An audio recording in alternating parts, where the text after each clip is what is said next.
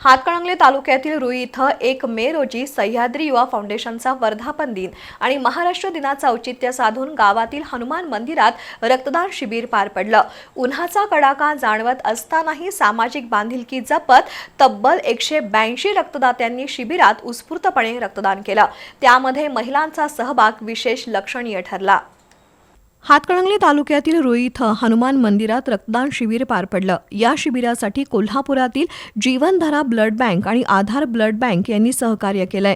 सहभागी प्रत्येक रक्तदात्याला प्रमाणपत्र आणि भेटवस्तू देण्यात आली। शिबिरादरम्यान महावीर विकास सेवा सोसायटीच्या नूतन सभापतीपदी निवड झाल्याबद्दल शीतल हुपरे आणि उपसभापती मलगोंडा परमाजे यांचा विशेष सत्कार करण्यात आला। तसंच पोलीस दलात भरती झाल्याबद्दल तुषार घोरपडे याचाही सन्मान करण्यात आला। यावेळी आबा सुर्वे, सुरेश चौगुले, अप्पासाहेब मुरचिटे, संजय मगदूम, सुधीर भोकरे, भाऊसाहेब फास्के, अवधूत कुलकर्णी, आनंदा झपाटे यांची प्रमुख उपस्थिती होती। हे शिबिर यशस्वी करण्यासाठी सह्याद्री फाउंडेशनचे सर्व पदाधिकारी आणि कार्यकर्त्यांनी विशेष परिश्रम घेतले।